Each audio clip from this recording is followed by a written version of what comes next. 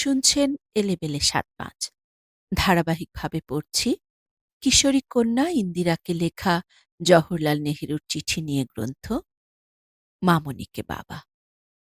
আজ রয়েছে ২য় পর্ব। চলুন তবে শোনা যাক।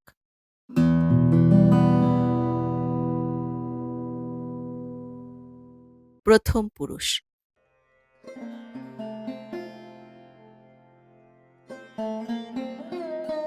আমাদের শেষ চিঠিতে আমরা দেখলাম যে মানুষ ও জন্তুর মধ্যে প্রধান পার্থক্য হচ্ছে বুদ্ধির পার্থক্য।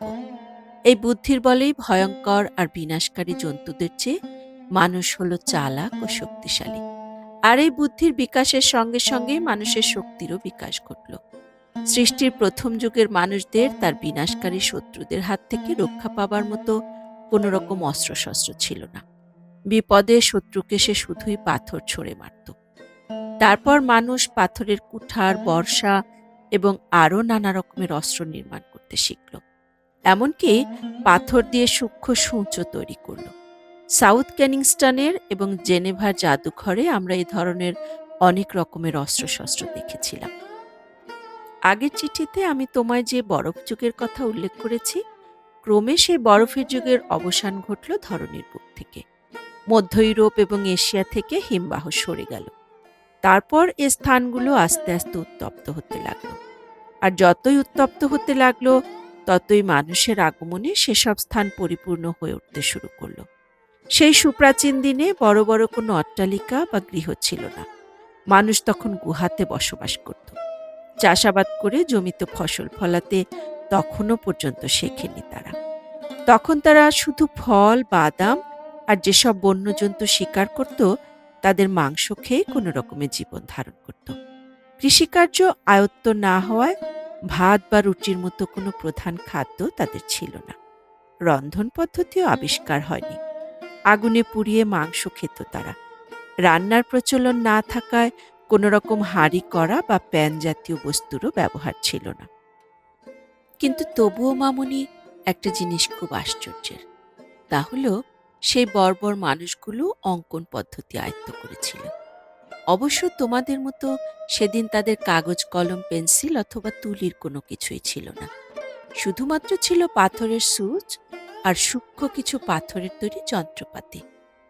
এইসব যন্ত্র দিয়ে তারা গুহার দেওয়ালের গায়ে নানা রকম জীবজন্তুর ছবি এঁকে রাখত। এর মধ্যে কিছু কিছু অঙ্কন বেশ উৎকৃষ্ট ধরনের, কিন্তু বেশিরভাগই ছিল পার্শ্ব রেখাচিত্র। তুমি জানো, এই পার্শ্ব রেখাচিত্রের অঙ্কন পদ্ধতি বেশ সহজ।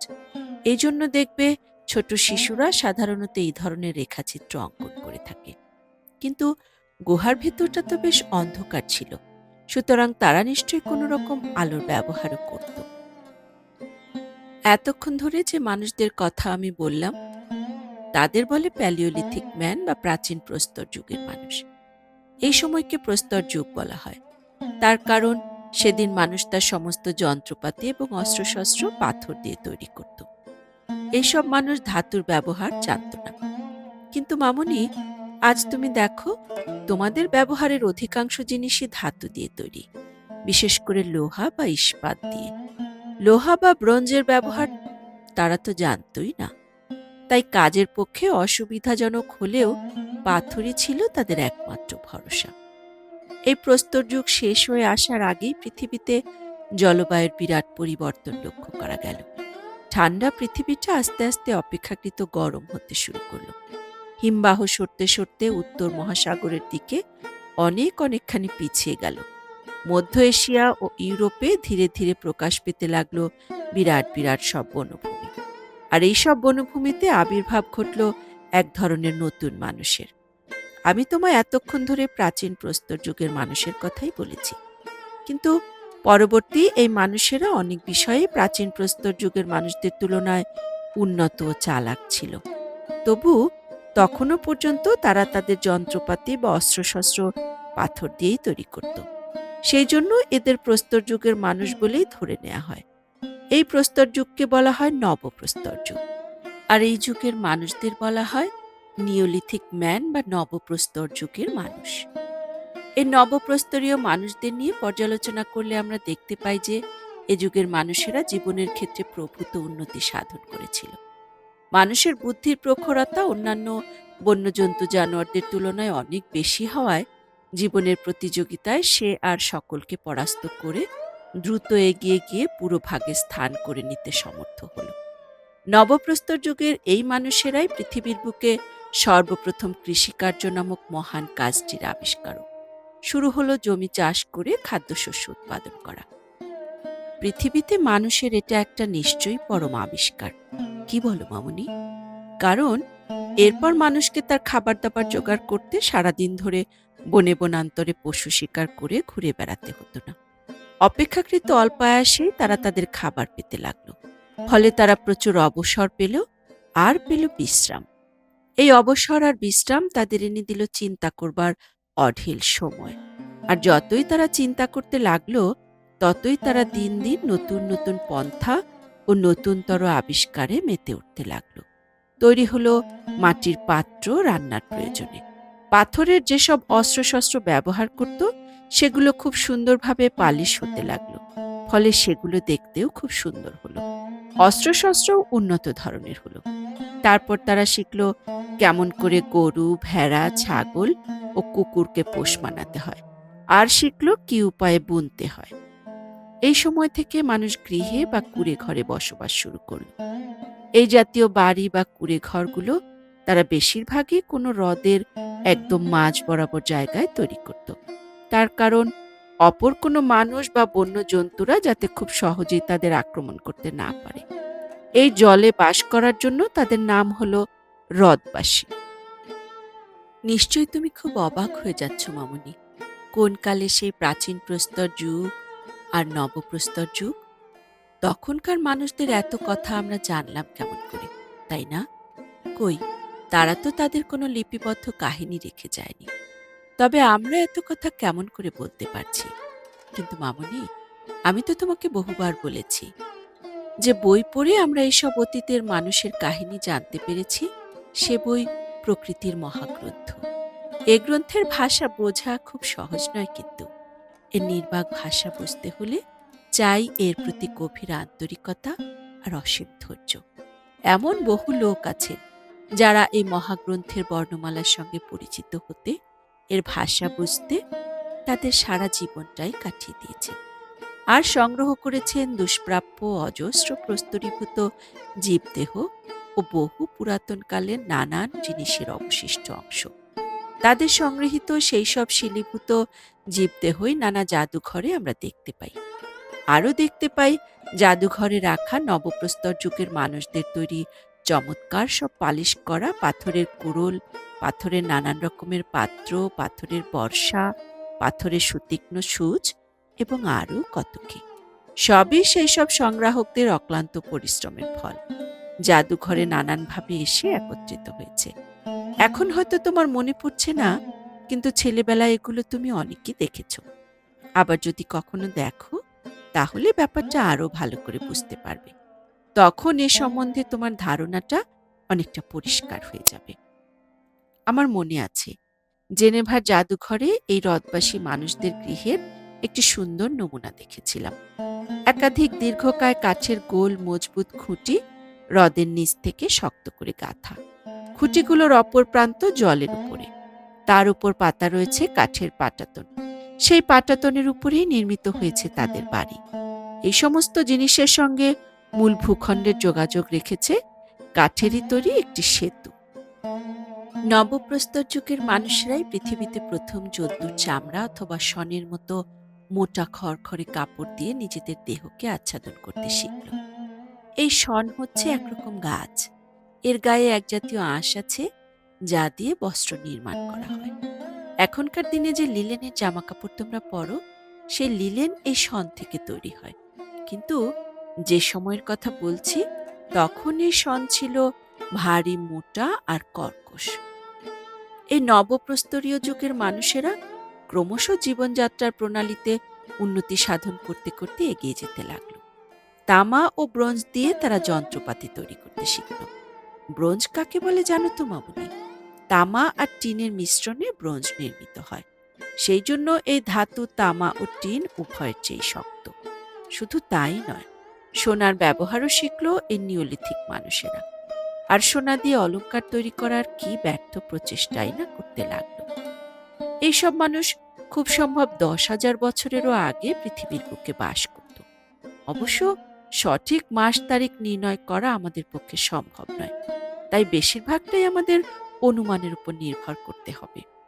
তুমি কি লক্ষ্য করেছ মামুনি, আগে আমরা লক্ষ লক্ষ বছর পূর্বেকার কথা আলোচনা করেছি, কিন্তু ক্রমশ আমরা আস্তে আস্তে আমাদের বর্তমান সময়ের নিকটবর্তী হচ্ছি।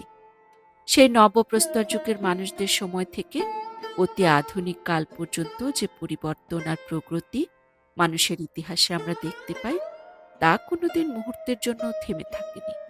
আবার রাতারাতি ঘটে যাওয়া কোনো ঘটনার মতন তার কোনো আচমকা পরিবর্তনও হয়নি। কিন্তু তবুও সেই নবপ্রস্তর যুগের মানুষদের সঙ্গে বর্তমান যুগের মানুষদের ব্যবধান তো দুস্তর। প্রকৃতির সঙ্গে সামঞ্জস্য রেখে মানুষের জীবনেও পরিবর্তন ধীরে ধীরেই এসেছিল। ধীরে ধীরেই ধরনীর কোলে বেড়ে উঠতে লাগলো নানান ধরনের মানুষ। তাদের জাতও হলো ভিন্ন রকমের। এইভাবে সারা বিশ্ব ছেয়ে গেল নানান জাতের মানুষে। প্রত্যেক জাত তার নিজস্ব জীবনযাত্রায় স্বকীয় বৈশিষ্ট্য আনতে লাগলো। প্রতিটি জাতের জীবনের চলার পথ ভিন্ন থেকে ভিন্নতর হলো। যেহেতু সারা পৃথিবীর ভিন্ন ভিন্ন স্থানের জলবায়ু ভিন্ন ভিন্ন রকমের, সেহেতু মানুষকেও সেই জলবায়ুর সঙ্গে পাল্লা দিতে গিয়ে ভিন্নতর আহার ও জীবনযাত্রা বেছে নিতে হলো। এইভাবে পারিপার্শ্বিকের সঙ্গে সামঞ্জস্য রেখে মানুষ এক মহান পরিবর্তন আনলো বিশ্বের ইতিহাসে। চিঠি শেষ করার আগে আরও একটা ঘটনা আজ তোমায় বলবো মামুনি। তখন নবপ্রস্তর যুগ প্রায় শেষ হয়ে আসছে। এমন সময় আকস্মিকভাবে মানুষের জীবনে ঘটে গেল ভয়াবহ এক বিরাট দুর্ঘটনা।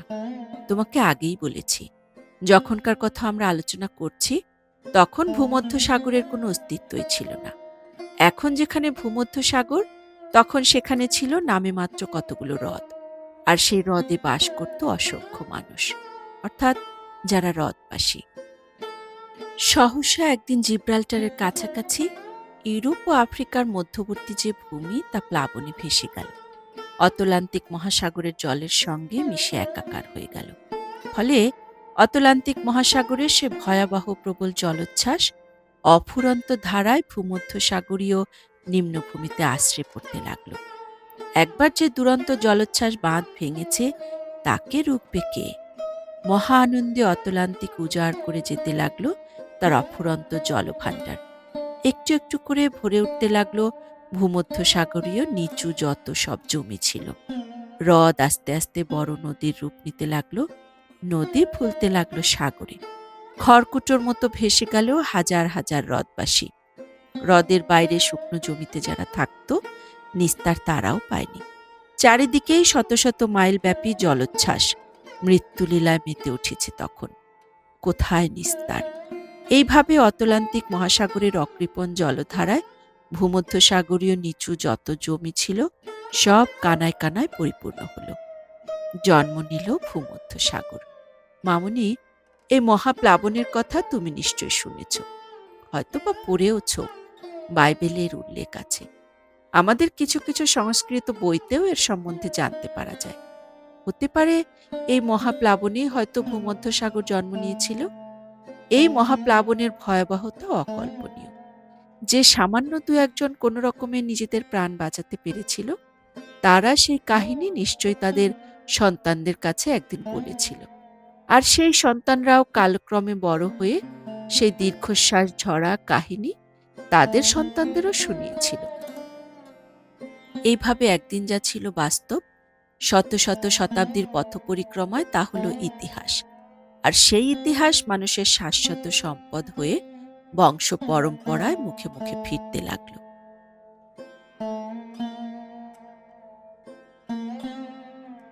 বিভিন্ন জাতির উৎপত্তি।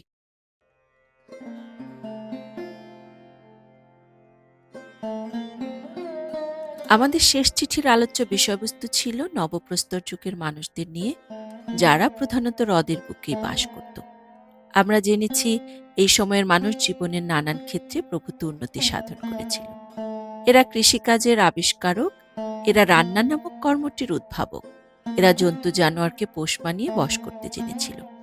এই সমস্ত ঘটনা হাজার হাজার বছর আগে, সুতরাং পরিষ্কারভাবে খুব বেশি কিছু জানা আমাদের পক্ষে আদৌ সম্ভব নয়। তবু আমার মনে হয় বর্তমান পৃথিবীতে আমরা যত রকমের মনুষ্যজাতি দেখতে পাই তার অধিকাংশই এসেছে খুব সম্ভবত সেই সব প্রস্তর যুগের মানুষদের থেকে।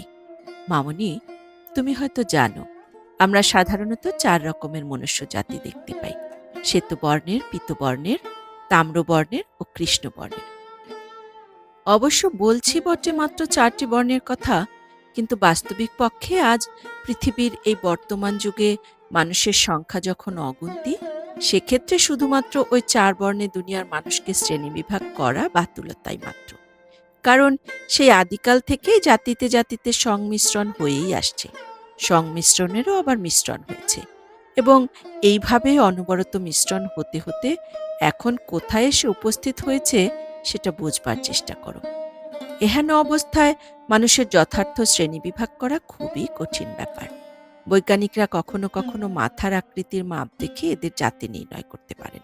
এদের জাতি নির্ণয় করবার আরও নানান উপায় অবশ্য আছে।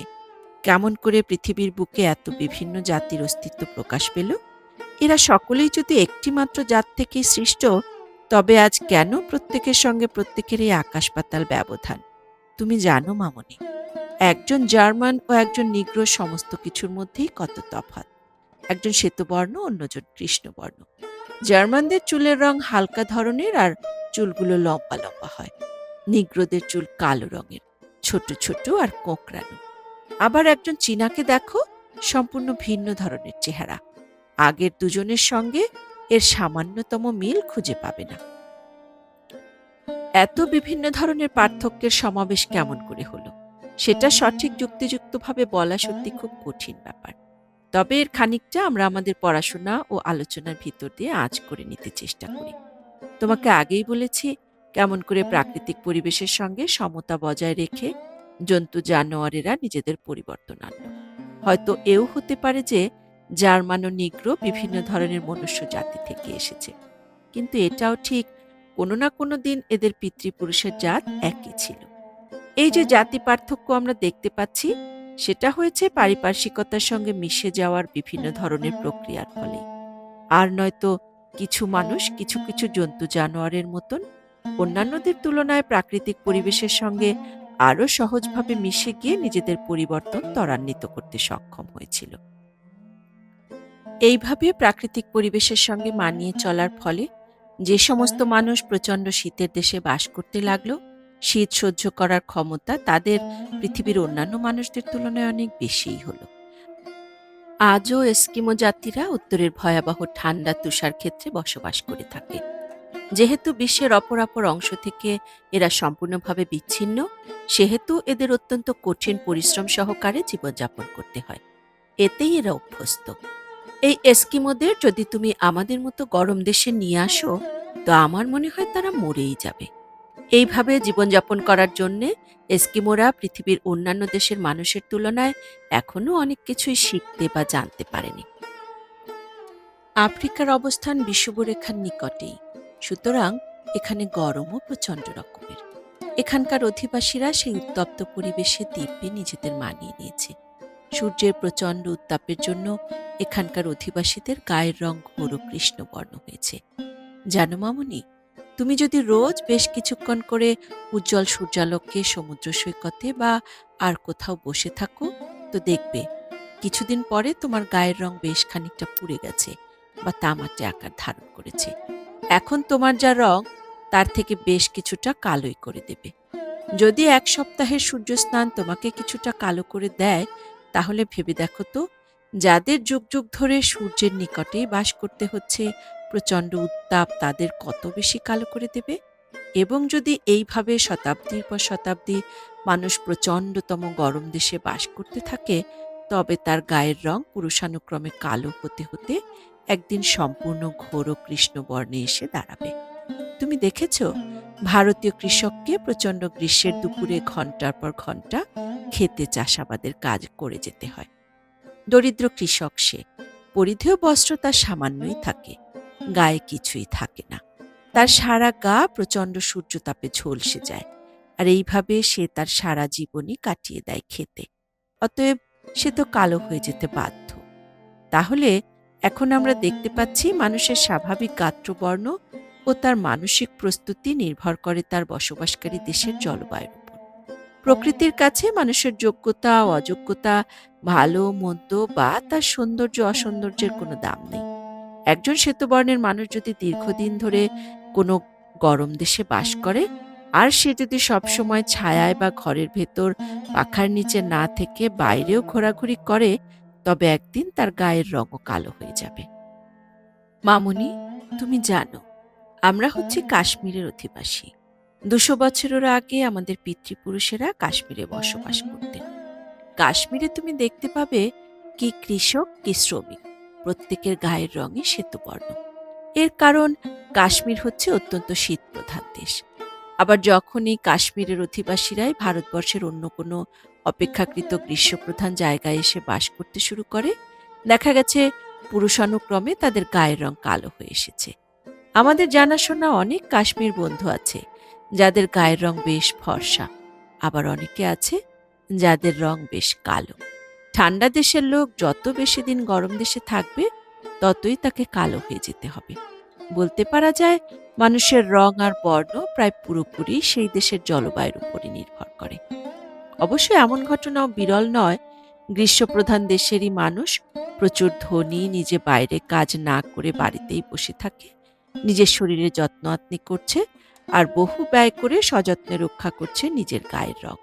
সেক্ষেত্রে পুরুষানুক্রমে এভাবে থেকে একটা ধনী পরিবার গরম দেশের জলবায়ুর প্রতিক্রিয়া থেকে হয়তো আংশিকভাবে নিজেকে রক্ষা করে আসতে পারে, কিন্তু নিজের কাজ নিজে না করে পয়সার দৌলতে পরকে দিয়ে করিয়ে নেওয়াটা গৌরবের তো নয়ই, বরং অগৌরবের কালিমা তাকে প্রকৃতির চেয়েও আরও বেশি রকম কালো করে দেখাবে।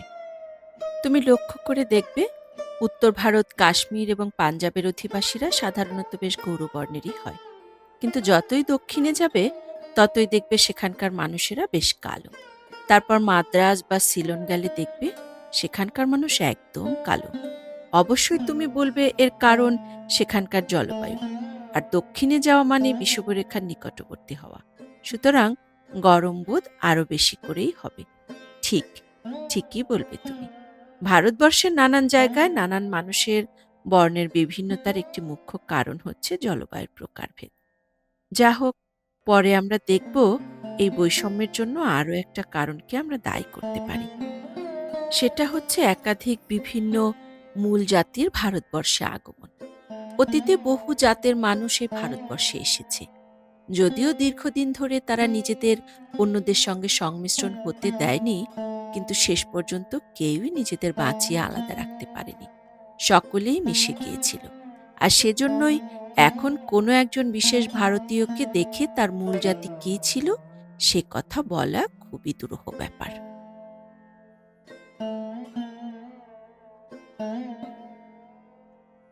মানুষের জাতি ও ভাষা।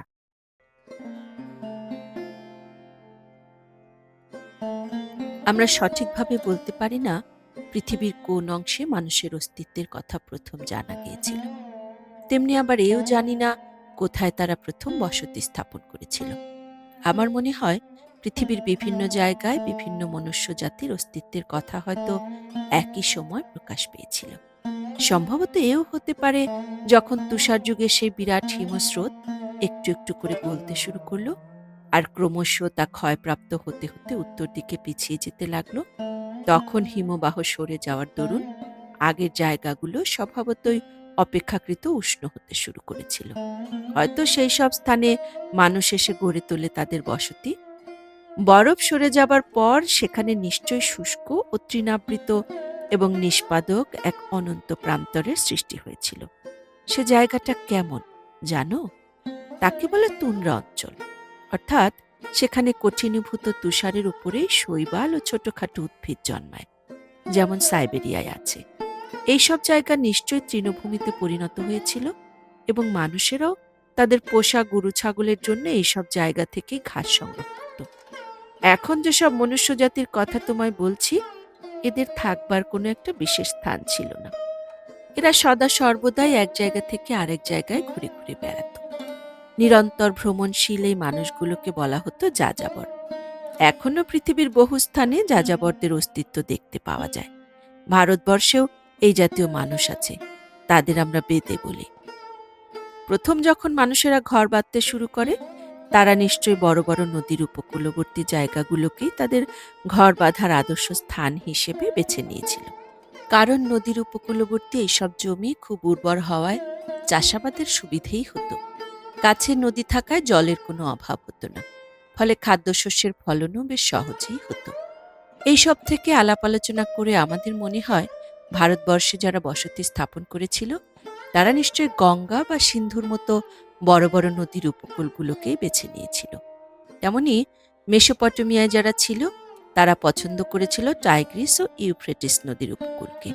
মিশরের বেলায় পছন্দ করেছিল নীল নদের উপকূলকে।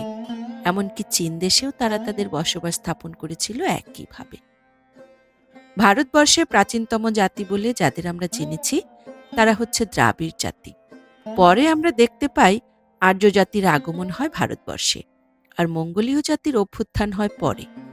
এখন পর্যন্ত দক্ষিণ ভারতের যত লোক আমরা দেখি তার অধিকাংশই এসেছে সেই দ্রাবিড় জাতি থেকে। দক্ষিণ ভারতের লোকদের গায়ের রং উত্তর ভারতের বাসিন্দাদের থেকে বেশ কালো। সম্ভবত তার কারণ দ্রাবিড় জাতির অপেক্ষাকৃত দীর্ঘ সময় ধরে ভারতবর্ষে অবস্থানের হেতু। এই দ্রাবিড় জাতিরা উন্নতির সোপানে অনেকগুলো ধাপই এগিয়েছিল। এরা এদের নিজেদের ভাষা সৃষ্টি করেছিল। অন্য জাতির সঙ্গে নানান ধরনের প্রচুর ব্যবসা বাণিজ্যের সম্পর্কও এরা গড়ে তুলেছিল।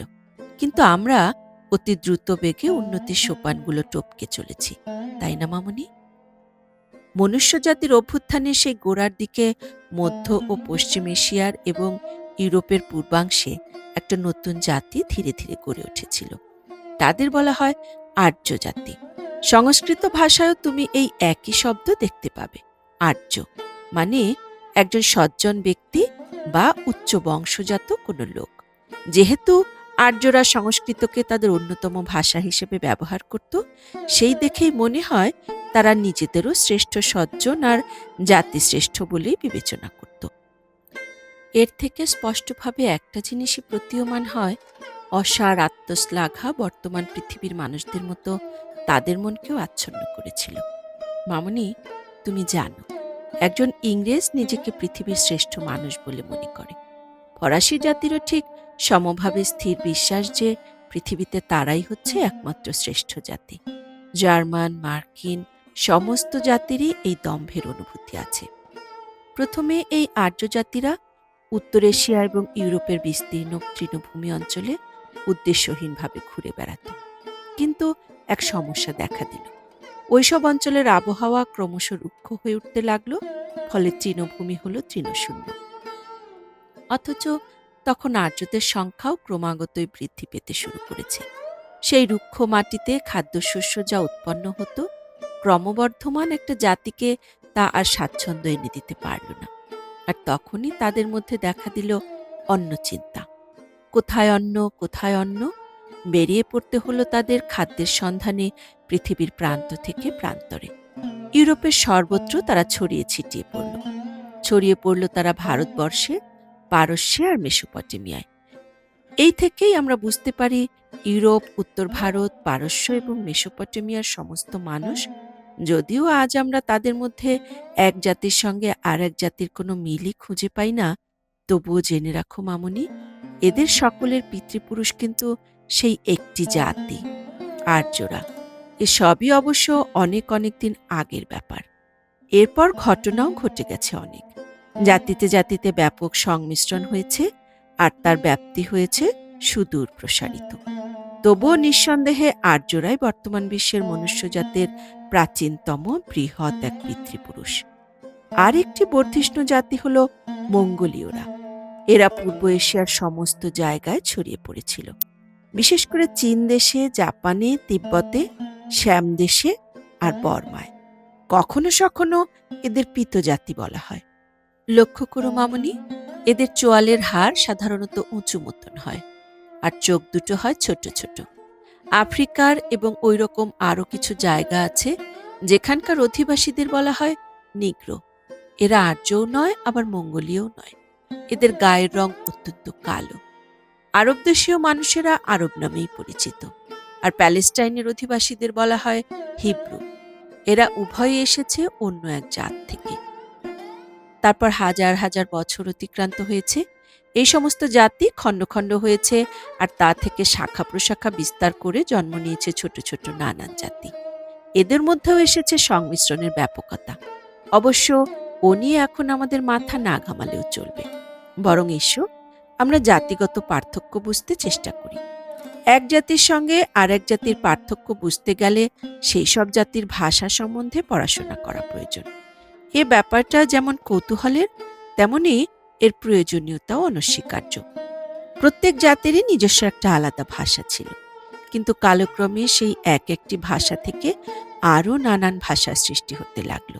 অথচ এই ভাষাগুলো সবই ছিল এক পিতার অনেকগুলো সন্তানের মতো একই পরিবারের অন্তর্ভুক্ত। সেই জন্যই কতকগুলো সাধারণ শব্দকে আমরা প্রায় সব ভাষার মধ্যেই অল্প বিস্তর দেখতে পাই, আর তা থেকে বিভিন্ন ভাষার মধ্যে যোগসূত্রও আবিষ্কার করতে পারি। এদিকে আর্যরা এশিয়া ও ইউরোপের সর্বত্র ব্যাপকভাবে ছড়িয়ে পড়ায় পরস্পরের মধ্যে আর যোগাযোগ রাখতে পারল না। তখনকার কালে না ছিল রেলগাড়ি, না ছিল তার বার্তা পাঠাবার ব্যবস্থা, না ছিল ডাক বিভাগ, এমনকি লিখিত কোনো পুস্তকও ছিল না। অতএব আর্যদের প্রত্যেকটি দল স্থানকাল পাত্র ও বলার সুবিধা অনুযায়ী তাদের ভাষাকে নিজের নিজের মতো করে ব্যবহার করতে লাগলো। ফলে পিতৃপুরুষের মূল ভাষা থেকে এই ভাষাগুলো সম্পূর্ণ ভিন্ন ধরনের তো হলোই, উপরন্তু এক স্থানের আর্যদের ভাষা থেকেও সম্পূর্ণ অন্য রকমের হলো। আর এই কারণেই বর্তমান পৃথিবীতে আজ আমরা এতগুলো ভাষার অস্তিত্ব দেখতে পাই। আমরা যদি এই ভাষা নিয়ে গবেষণা করি, তবে দেখতে পাব উপভাষা অনেকগুলো হলেও মূল ভাষা কিন্তু সংখ্যায় খুব বেশি নয়। তার প্রমাণ হলো পৃথিবীর যেখানেই আর্যরা তাদের বসতি স্থাপন করেছিল, সেখানেই ভাষার জন্ম হয়েছিল আর্য পরিবার থেকে। সংস্কৃত, ল্যাটিন, গ্রিক, ইংরাজি, ফরাসি, জার্মান, ইটালীয় ও আরও কিছু কিছু ভাষা, যারা সকলেই পরস্পর সহোদর এবং একই আর্য ভাষার বংশোদ্ভূত। আমাদের ভারতীয় ভাষার মধ্যে অনেকগুলো এসেছে সংস্কৃত ভাষা থেকে। এর ভেতরে আছে হিন্দি, উর্দু, বাংলা, মারাঠি আর গুজরাটি ভাষা। এরাও আর্য পরিবারেরই অন্তর্ভুক্ত। আরেকটি উল্লেখযোগ্য বর্ধিষ্ণু ভাষা হল চীন দেশীয় ভাষা। এর অন্তর্ভুক্ত ভাষাগুলো হল চীন, বর্মী, তিব্বতী ও শ্যাম দেশীয় ভাষা। এরপর তৃতীয় বিভাগে হল সেমেটিক জাতীয় ভাষা। এর মধ্যে আরবি ও হিব্রু অন্তর্ভুক্ত। কিছু কিছু ভাষা আছে যারা উপরোক্ত ভাষার তিনটি বিভাগের কোনোটিতেই পড়ে না, যেমন জাপানি ও তুর্কি ভাষা। দক্ষিণ ভারতের চারটি ভাষা দ্রাবিড়, তেলেগু, মালায়ালাম ও কর্ণাটকও এই ভাষা বিভাগের মধ্যে পড়ে না। এই চারটি ভাষা দ্রাবিড় পরিবারের অন্তর্ভুক্ত এবং অত্যন্ত প্রাচীন ভাষা।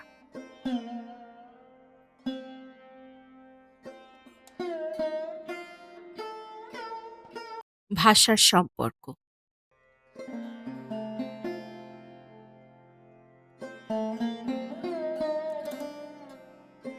আমরা জেনেছি আর্যরা কেমন করে নানান দেশময় ছড়িয়ে গেল, আর সঙ্গে সঙ্গে নিজেদের ভাষাকেও প্রান্ত থেকে অন্য প্রান্তরে পৌঁছে দিল। তা সে যেভাবেই হোক না কেন, যেখানেই তারা থাকুক না কেন।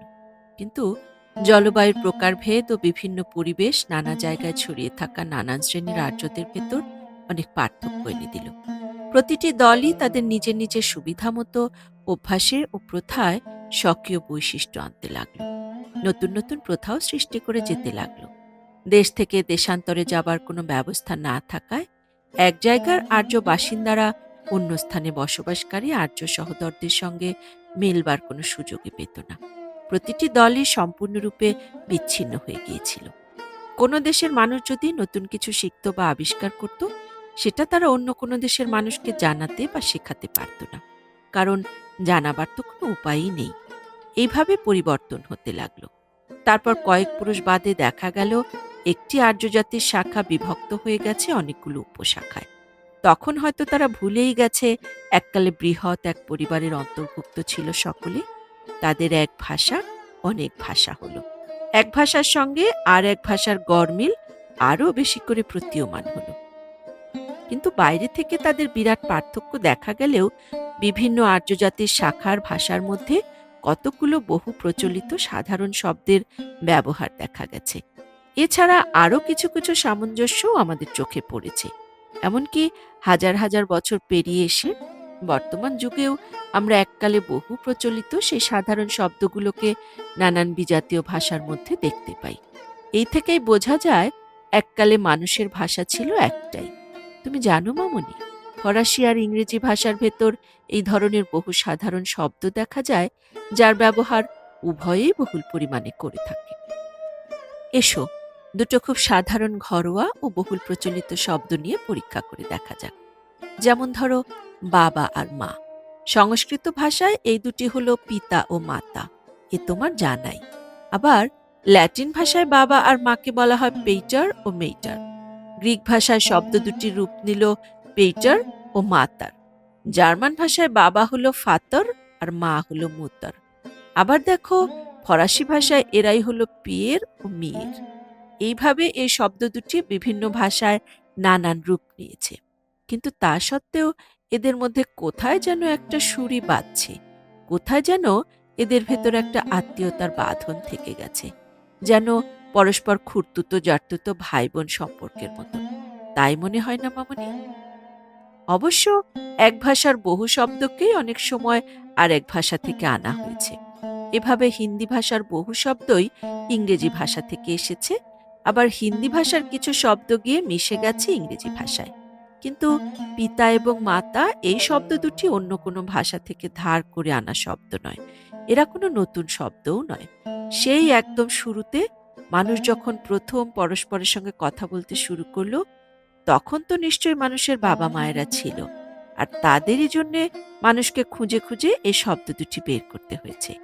আগে ভাষা সৃষ্টি হয়েছে, পরে মানুষ এসেছে, এমন তো নিশ্চয়ই হতে পারে না। আগে মানুষ, পরে ভাষা, এটাই স্বাভাবিক। মানুষ সৃষ্টি হওয়ার পর প্রয়োজন বোধে তাকে যেমন তার জীবনধারার পথ তৈরি করে নিতে হয়েছে, তেমনি প্রয়োজন বোধে মানুষ বাবা মা শব্দ দুটি সৃষ্টি করে নিয়েছে। এইসব চিন্তা করেই বলা যায় এই শব্দ দুটি অন্য কোনো ভাষা থেকে ধার করা শব্দ নয়। একই পিতৃপুরুষ থেকে এদের উৎপত্তি, অথবা কোনো একটি বিশেষ গোষ্ঠীর পরিবার থেকেই এরা মানুষের মুখে মুখে চলে এসেছে। আর এ থেকেই আমরা এই সহজ সিদ্ধান্তে আসতে পারি যে আজকে পৃথিবীর বিভিন্ন স্থানে ভিন্ন ভিন্ন বহু জাতির বসবাস হলেও কোনো একদিন এই সবকটি জাতি একই বৃহৎ পরিবারের অন্তর্ভুক্ত ছিল। কি মামনি, দেখছো তো, ভাষা নিয়ে যতই আলোচনা করবে, ভাষা সম্বন্ধে তোমার কৌতূহলেও ততই বেড়ে যাবে। আর এ জাতীয় আলোচনা থেকে তুমি অনেক কিছু শিখতেও পারবে। আমরা এমনিতেই ৩-৪টে ভাষায় কথা বলে থাকি, সুতরাং আরও কতগুলো ভাষা শিখে নেওয়া এমন কিছু কঠিন ব্যাপার বলে মনে হয় না। আর কঠিন ব্যাপার হবেই বা কেন? এখনই যা মনে হয় মানুষ পৃথিবীর দূর দূরান্তে ছড়িয়ে পড়েছে, ভাষা ও সবকিছুতে বিভেদ এনেছে, কিন্তু আসলে তো এদের জন্ম একই পিতৃপুরুষ থেকেই। সুতরাং দূর দূরান্তের বাধা কতটুকুই বা, মানুষের কাছে তা তো অলঙ্ঘনীয় হতে পারে না। মানুষ বদলে গেছে সেদিন থেকে, যেদিন থেকে সে বিস্তৃত হয়েছে তার অতীত সম্পর্কের টান। প্রত্যেক দেশের মানুষই নিজেদের শ্রেষ্ঠ বুদ্ধিমান, শ্রেষ্ঠ সজ্জন বলে মনে করে। অন্য দেশের মানুষেরা যেন সে যোগ্যতা পেতে পারে না। এটা হলো অতিশয় আত্মগর্ব। এটা সত্যি, সকলেই চায় নিজের দেশ ও নিজের সম্বন্ধে উচ্চ ধারণা করতে। কিন্তু এমন কোনো দেশ নেই যার সব ভালো। এমন কোনো মানুষও হয় না যার কোনো না কোনো দোষ নেই। ভালোয় মন্দয় মিশিয়ে দেশ ও তার মানুষ। আমাদের উচিত নিজেদের দোষ ত্রুটি সংশোধন করতে চেষ্টা করা, আর সেই সঙ্গে যেখানে যার যতটুকু ভালো দেখব তাকে গ্রহণ করা। আপাতত আমাদের সম্পর্ক আমাদের নিজেদের দেশের সঙ্গে। ভারতবর্ষ আমাদের দেশ, তাই ভারতবর্ষের কথাই আমাদের বেশি করে চিন্তা করতে হবে।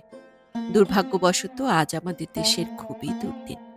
নৈরাশ্যের কালো মেঘ ভারতের আশা আকাঙ্ক্ষা সূর্যকে সম্পূর্ণভাবে তমসাচ্ছন্ন করে রেখেছে। পরাধীনতার শৃঙ্খল আষ্ট্রেপৃষ্ঠে বেঁধে রেখেছে এর স্বাধীন সত্তাকে। সেই সঙ্গে এদেশের অধিকাংশ মানুষকে করে রেখেছে হতভাগ্য ও দুর্দশাগ্রস্ত। জীবনে আনন্দ বলে কোনো কিছুকে তারা জানে না। আমাদের গভীরভাবে চিন্তা করতে হবে কি উপায়ে এইসব দরিদ্র ও দুর্দশাগ্রস্ত ভারতবাসীর জীবনে আমরা সুখ ও আনন্দ এনে দিতে পারব। আমাদের দেখতে হবে দৈনন্দিন জীবনযাত্রায় যেসব আচার ব্যবহার রীতিনীতি আমরা মেনে চলি সেগুলোর কোনটা ভালো কোনটা খারাপ।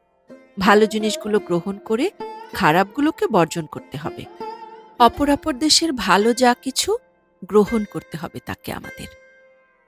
একজন ভারতবাসী হিসেবে আমাদের কর্তব্য হবে ভারতবর্ষে বাস করা ও এদেশের হয়ে কাজ করে যাওয়া। কিন্তু একথা আমাদের ভুলে গেলে চলবে না, অনাদি অনন্তকালের এই পৃথিবীর সৃষ্টির শুরুতেই যে মানবগোষ্ঠীর পরিবার এসেছিল, আমরা তাদের সেই একই পরিবারের অন্তর্ভুক্ত। সারা বিশ্বের বিভিন্ন দেশের দেশবাসীরাও আমাদের আত্মীয় স্থানীয়। মামুনি, ভেবে দেখো তো, যদি আজ সারা বিশ্বের মানুষ পরম পরিতৃপ্ত ও সুখী হতো, সেটা কতখানি আনন্দের বিষয়। মানুষ হিসেবে আমাদের একমাত্র চিন্তা ও কর্তব্য হবে কিভাবে গড়ে তুললে এই পৃথিবীকে সকলের কাছে পরম আকাঙ্ক্ষার ও আদর্শ এক বাসভূমি করে তোলা যাবে।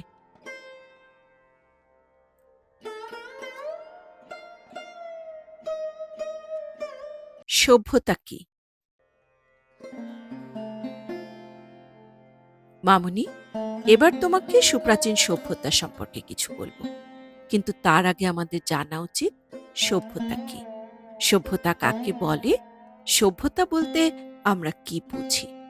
অভিধান খুললে দেখবে সভ্যতা হলো বর্বর জীবন থেকে উন্নত করা, আদিম জীবনে অভ্যস্ত আচার ব্যবহার রীতিনীতি ও রুচিকে মার্জিত করা, জ্ঞানের আলো দিয়ে আদিম জীবনের অশিক্ষা কুশিক্ষার অন্ধকারকে দূর করা। এটা বিশেষ করে আরোপ করা হয় মানব সমাজের ক্ষেত্রে অথবা মানব গোষ্ঠীর বেলায়। মানুষের আদিম অবস্থায় যে পশুর থেকে খুব সামান্যই উন্নত ছিল, বন্যতা পশুবৃত্তি তখন তাদের জন্তু জানোয়ারদের সমগোত্রীয় করে রেখেছিল।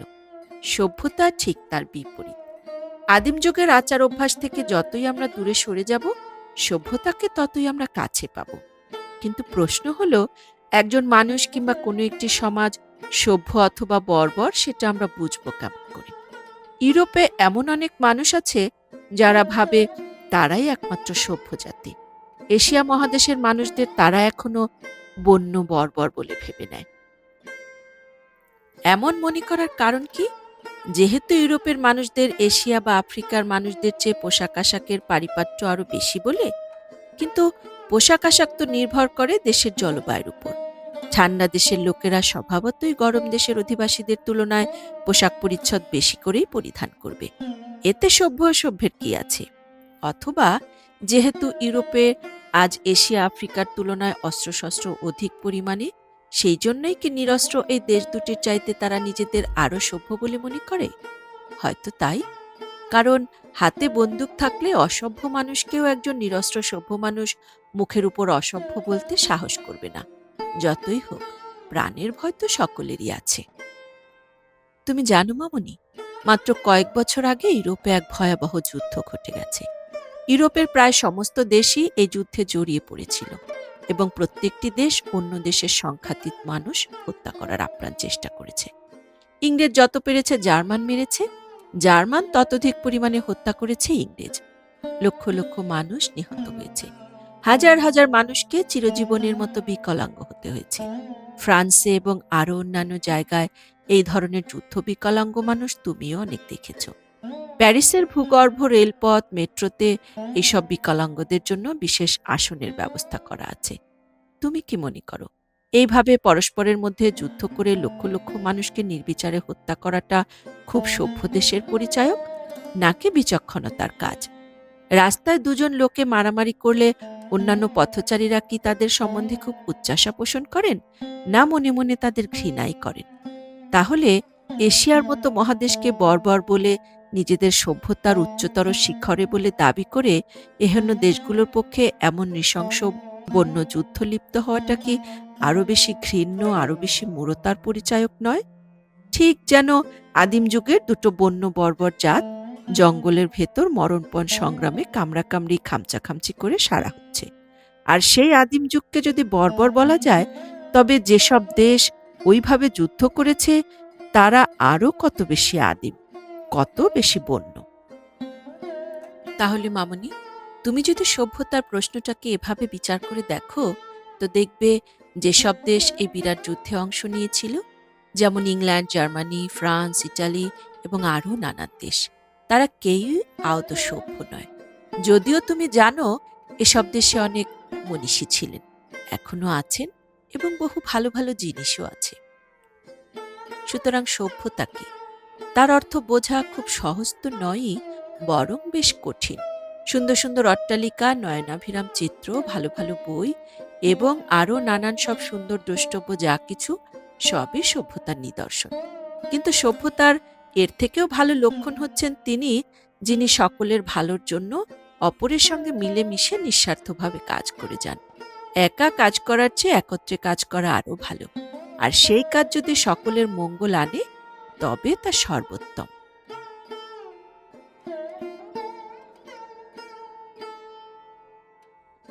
গোষ্ঠীর জন্ম। আমার আগের অনেক চিঠিতেই তোমাকে জানিয়েছি, প্রথম আবির্ভাবের সময় মানুষ প্রায় বন্য প্রাণীরই সমতুল্য ছিল। ধীরে ধীরে হাজার হাজার বছর যাবৎ উন্নতি করার আপ্রাণ চেষ্টায় সে কিছুটা উন্নতও হল। প্রথমে তারা বন্য জন্তুর মতো নিজেরাই সারাদিন ঘুরে ঘুরে শিকার করে আনত। তারপর মানুষ দেখল একা শিকারে যাওয়ার চেয়ে দলবদ্ধ হয়ে যাওয়াটা অনেক বুদ্ধিমানের কাজ ও তাতে নিজেকে আরো নিরাপদ রাখা যায়। তারা ক্রমে বুঝতে পারল দলবদ্ধ হয়ে থাকলে নিজেদের শক্তিশালী রাখা যায়। ফলে বন্য জন্তুর এবং অপর কোনো মানুষ শত্রুর হাত থেকে নিজেকে বাঁচানো অপেক্ষাকৃত সহজ হয়। বন্য প্রাণীরা অনেকেই এভাবে এক পাল হয়ে ঘুরে বেড়ায়। বন্য হলে কি হবে? নিজের নিরাপত্তা সম্বন্ধে খুব সচেতন। ছাগল, ভেড়া, হরিণ, এমনকি হাতিও বড় একটা দল ছাড়া হয়ে ঘুরে বেড়ায় না। যখন এই পশুর পাল ঘুমোয়, সেই সময় এদেরই মধ্যে কেউ কেউ জেগে থেকে চারদিকে নজর রাখে। তুমি নিশ্চয়ই একপাল নেকড়ে বাঘের গল্প পড়েছ। রাশিয়াতে শীতকালে এইসব নেকড়ে বাঘেরা দল বেঁধে ঘুরে বেড়ায়, কারণ এ সময়ে এরা বেশি ক্ষুধার্ত থাকে আর সুবিধে পেলেই দলবদ্ধভাবে মানুষের উপর ঝাঁপিয়ে পড়ে। একটা নেকড়ে বাঘ একজন মানুষকে কচ্ছিৎ কখনো আক্রমণ করে। সাধারণত এক পাল জোট বেঁধে সর্বশক্তি দিয়ে দলবদ্ধ মানুষের উপর আক্রমণ হানে। আর মানুষকে তখন প্রাণের দায়ে পাগলের মতো ছুটতে হয়।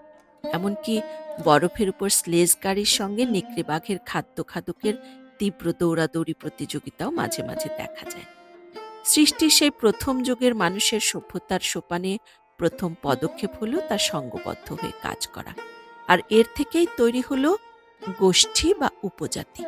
তখন থেকে মানুষ তার যাবতীয় কাজ দলবদ্ধ হয়ে করাই শুরু করল। মানুষ অনুভব করতে শিখল সহযোগিতার প্রয়োজনীয়তা। ফলে প্রতিটি মানুষ আগে গোষ্ঠীর কথাই চিন্তা করত, তারপর নিজের কথা। গোষ্ঠীর কোনো বিপদ হলে প্রত্যেকে এর জন্য তার সাধ্যমতো শক্তি দিয়ে আপ্রাণ লড়াই করত, একে বিপদমুক্ত করতে।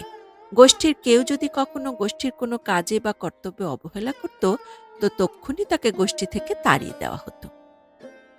মানুষ যদি দলবদ্ধ হয়ে কোনো কাজ করে, তো সে কাজ নিশ্চয়ই সুশৃঙ্খল হবে।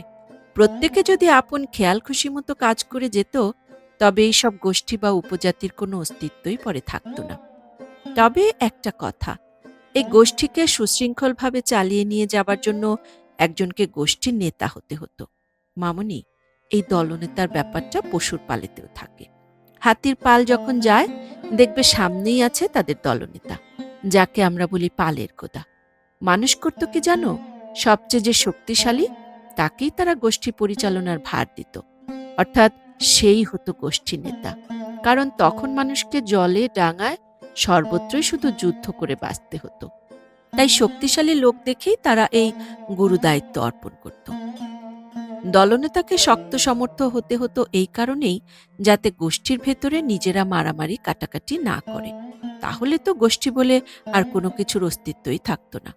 গোষ্ঠী প্রধানকে সজাগ দৃষ্টি রাখতে হতো কোনো রকমের অশান্তি, ঝগড়াঝাটি ভুলেও যেন গোষ্ঠীর মধ্যে ঘটার সুযোগ না পায়। এইসব কারণে কড়া আর প্রচুর শক্তিমান লোককেই গোষ্ঠী প্রধান করা হতো। অবশ্য এক গোষ্ঠী অপর এক গোষ্ঠীর সঙ্গে যুদ্ধ বা মারামারি করতে পারত, তাতে কোনো বাধা ছিল না। একদম প্রথমে মানুষ কিন্তু নিজের ব্যক্তিগত সুখ সুবিধার জন্য যার তার সঙ্গে মারামারি খুনাখুনি করত। যে যাকে পারত নিজের কাজ হাসিল করার জন্য মারত। এই গোষ্ঠী প্রথা সেই আদিম পদ্ধতিকে বন্ধ করে দিল, শুধরে দিল। সুতরাং গোষ্ঠী প্রথা চালু হওয়াটাকে উন্নতির অন্যতম সোপানে মানুষ পা রাখল বলা যেতে পারে। নিশ্চয় প্রথম গোষ্ঠীগুলোতে বৃহৎ বৃহৎ সব পরিবার থাকত, কারণ এদের ভেতর প্রত্যেকের সঙ্গে প্রত্যেকেরই আত্মীয়তার যোগসূত্র ছিল। কিন্তু ক্রমাগত পরিবারগুলো বৃদ্ধি পেতে থাকত, আর এভাবে প্রতিটি পরিবার বাড়তে বাড়তে শেষে রূপ নিত এক বিশাল গোষ্ঠীতে। এই ধরনের গোষ্ঠী গড়ে উঠবার আগে আরও প্রাচীনকালে মানুষকে দুঃসহ রকমের কঠিন জীবনযাপন করতে হতো। তখন মানুষের না ছিল থাকবার ঘর, না ছিল পরনের কাপড়। কোনো রকমে পশুর চামড়া দিয়ে লজ্জা ঢাকত, আর বেঁচে থাকার তাগিদে তাকে করতে হতো পশুবৃত্তি, খুনাখুনি, মারামারি।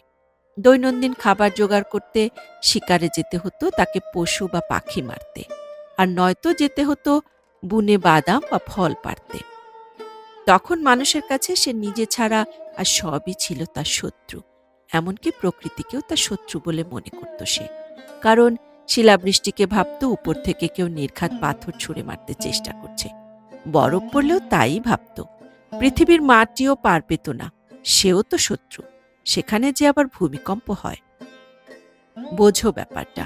বেচারা মানুষের তখন কি চরম দুরবস্থা। কিছু বোঝে না সে, কেন এসব হয়, কি জন্যে হয়, কিছুই না। সে শুধু জানে তখন এরা সব শত্রু। এর উপরও আছে ভয়াল ভয়ঙ্কর জন্তু জানোয়ার, বিষাক্ত কীটাণু কীট আর আদিম লতাপাতা গুল্মের বিষ ঢালা ছোঁয়া। এদের ভয়ে গর্তে লুকিয়ে থাকা সদা সর্বদা আতঙ্কগ্রস্ত ইঁদুরের মতো মানুষের অবস্থা তখন। সে তখন আকাশের উদ্দেশ্যে তার কল্পিত প্রবল প্রতিদ্বন্দ্বীকে খুশি করার চেষ্টা করতে লাগল। যেহেতু অন্য চিন্তাই তখন মানুষের একমাত্র চিন্তা, মানুষ ভাবল আকাশের ওই প্রবল পরাক্রমশালী প্রতিদ্বন্দ্বীটি সম্ভবত খিদের জ্বালায় অস্থির হয়ে পাথর ছুঁড়ে উৎপাত শুরু করে দেন। সে করল কি, কোনো জন্তু মেরে একটা জায়গায় সেই মরা জন্তুটাকে রেখে দিয়ে আসত, আর মনে মনে আকুল মিনতি করত, এই খাবারটুকু গ্রহণ করো, আর পাথর ছোড়া, হুড়হুড়িয়ে জল ঢালা মানে বৃষ্টি, বরফ চাপা দেওয়া, মাটি চাপা দেওয়া ইত্যাদিগুলো দয়া করে বন্ধ করো। মানুষ বিশ্বাস করত এতে কাজ হয়। আমাদের কাছে এ ধরনের যুক্তিহীন কার্যকলাপ খুবই অবান্তর বলে মনে হয়, কেননা আমরা যে এই পাথর ছোড়া, জল ঢালা, বরফ ফেলা ও মাটি ফেটে যাওয়ার বৈজ্ঞানিক ভিত্তির সন্ধান জানি। এর সঙ্গে জন্তু জানোয়ার মারার কোনো যুক্তিই নেই। তখনকার মানুষ না হয় অজ্ঞতার অন্ধকারে হাবুডুবু খাচ্ছিল, কিন্তু এই ধরনের যুক্তিহীন অর্থহীন কাজ এখনো সমাজের আলোকপ্রাপ্ত অনেকেই করে থাকেন। এটাই সবচেয়ে নির্বুদ্ধিতার পরিচায়ক।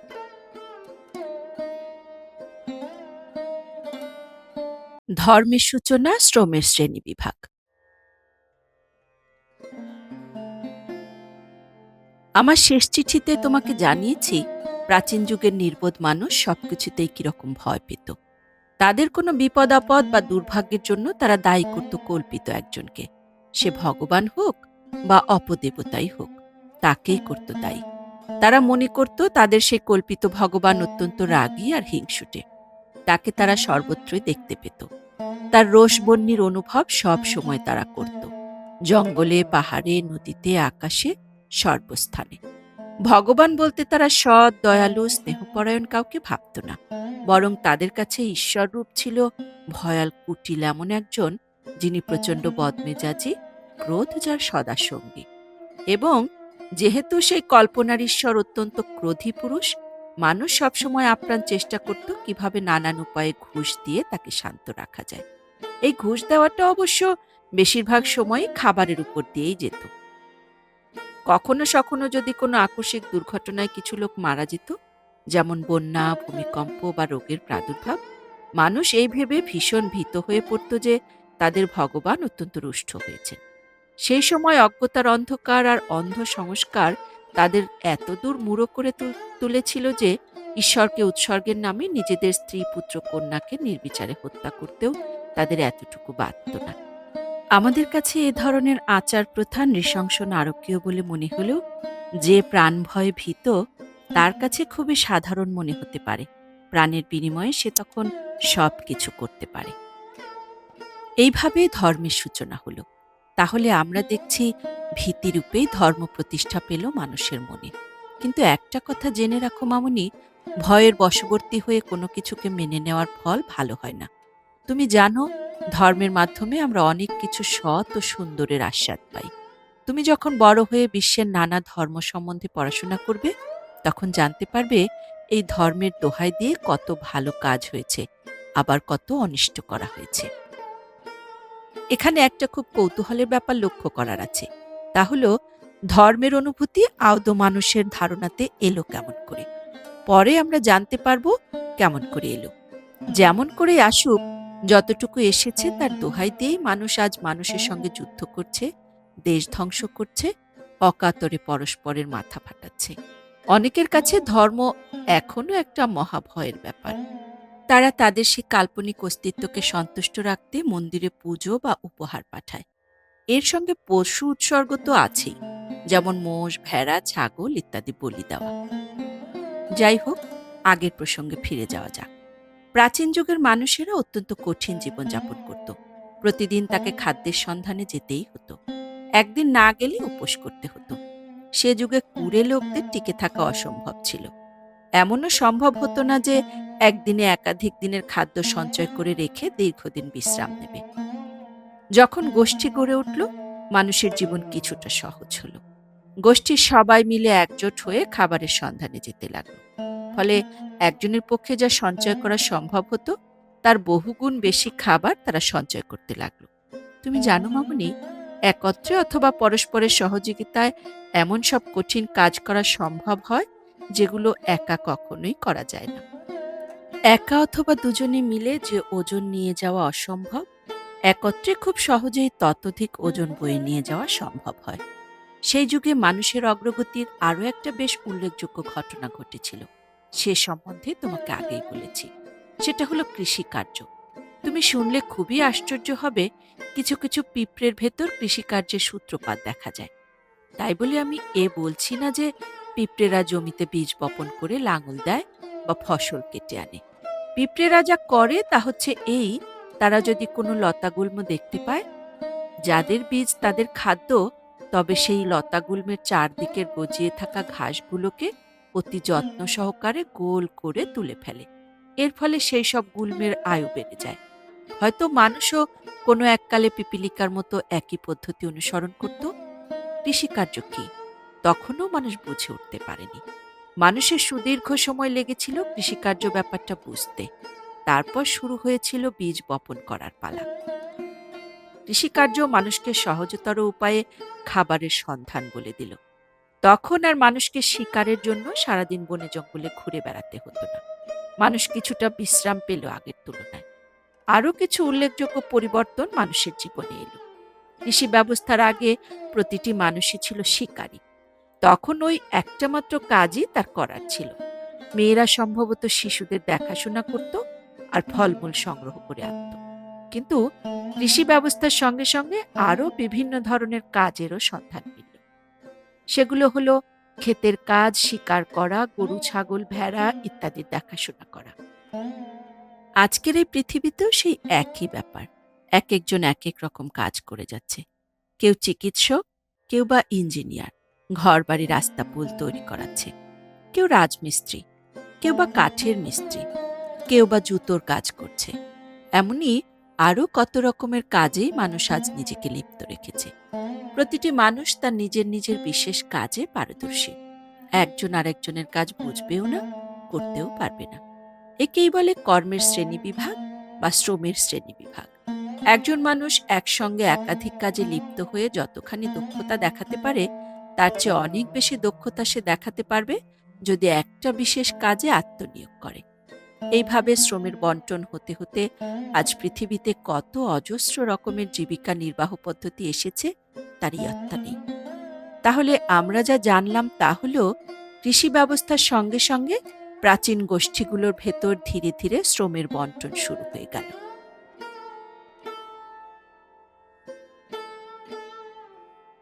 আজ এ পর্যন্তই।